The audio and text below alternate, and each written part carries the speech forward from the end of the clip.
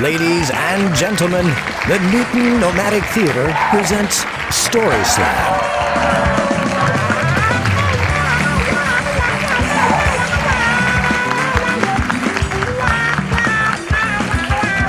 For those who know me, you probably think, I'm a technical person, an engineer. That's what I do, software engineer, and, work in the technical field. But what most people, or many of you who do know me, may not realize, I have also worked at the highest echelons of business management. I have been the chief executive officer and a member of the board at Ford. Might not have known that. And I want to tell you about that. So about 18 years ago, a very good friend of mine got himself in a heap load of trouble and ended up sentenced to 14 years in federal penitentiary in Minnesota. And about 11 and a half years later, he was transferred to a halfway house here in Boston, down in Huntington Ave, to serve out the last 6 months of his time. Now, the way the halfway house works is when you get there, you're on a very short leash. And you have to sort of hit the certain goals, and then they loosen the leash a bit and give you a little more freedom. So this was early 2009, and if you remember, end of 2008, the entire world economy was melting down. So his first thing he was supposed to do was get a job, and there were no jobs. There's no jobs for anybody, but there was definitely no jobs for convicted felons, getting out of prison.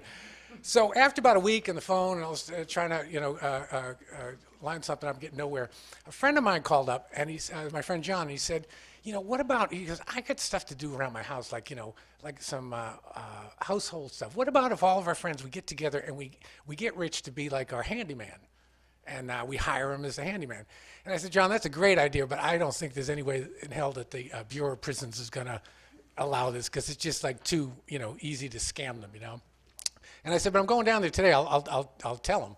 So I see him and I tell him about this, and he's quite touched that John's come up with this idea. But he has the same reaction to me. There's no way this is going to fly. But he said, could you write something up, because I've got a meeting with my counselor, and I can show her that I'm trying to come up with something, because he's got nothing so far. So I do. I write this thing up. The next day he calls up. He says, you're not going to believe this. I gave it to my counselor. She says, well, hold on a second. And she disappears. She comes back a few minutes later and says, yeah, there shouldn't be any problem with that. So he was stunned, and I was stunned. And he said, you got to call up the job placement person at the halfway house and make arrangements.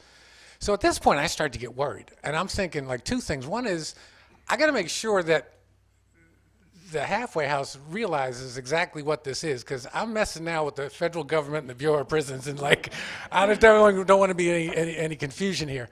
And the second thing I'm thinking is that even if this does fly, I'm probably going to have to I don't know what, I don't know, am I going to have to set up a company? Is it going to have to get a lawyer and an accountant, tax, I don't know what's involved with this. And now all of a sudden I'm thinking this could be way more than I bargained for.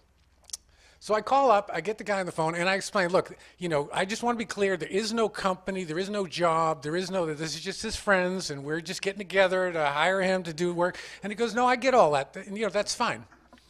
I'm like, okay. And I said, well, what do I need to do? Do I have to be incorporated, or do I have to get I don't know, a tax ID number, or what? And he said, well, the only thing we really care about is that he gets a pay stub. Well, that's not what I was thinking. So I got off the phone. In about 45 seconds, I downloaded an Excel spreadsheet that prints out pay stubs. And thus was Ford, Friends of Rich Ducott Enterprises, born. I was the CEO, and we opened for business the next morning. The next morning was an amazing thing. This guy walked out of the halfway house for the first time in 12 years. He was out on the street, walked down Mass Ave, got on the Green Line, took it out to Woburn Station, walked the mile to Ford World headquarters in Upper Falls, in my house, and reported for work. Now, I took my job as a CEO very seriously. So the first thing I did is I went out on eBay and bought an old beat-up time clock and bolted it to the wall. And I was a hard ass. He'd come in like, hey, punch in, buddy, You want to go to the bathroom? Punch out, You go there, take a crap on somebody else's time. So anyway, about the third day he was on the job, and he was doing work around my house.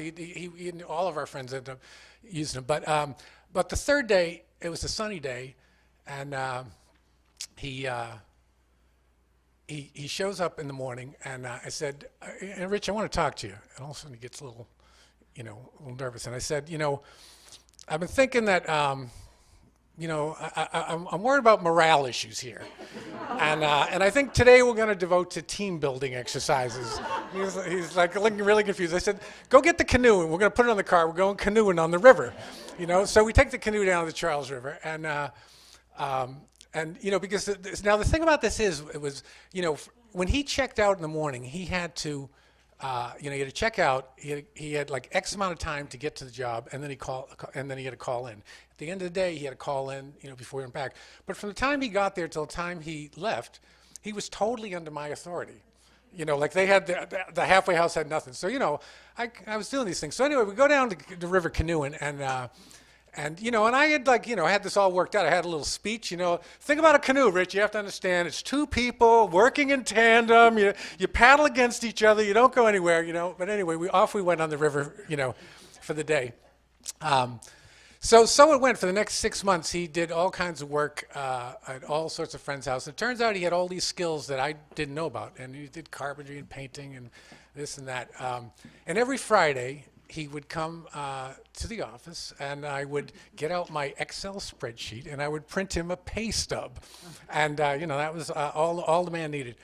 He went there for 6 months, and at the end of 6 months, he was released on parole for 5 years and just finished this past year. He's a free man, a productive member of society, and he's been in no trouble ever since. So anyway, I just want to say, Newton is Newton is a pretty high-powered place. And, in case there's anybody out there in the audience, finance types or hedge fund managers or whatever. If you're looking for like the most senior level of executive, business management, I'm your guy. You want to start, you do a startup. I started a company in less than 24 hours. You want to build a large, diverse team. I think of myself as Mr. Team Builder. And finally, if you're looking for somebody with, deep financial acumen, I got my own Excel spreadsheet. So call me.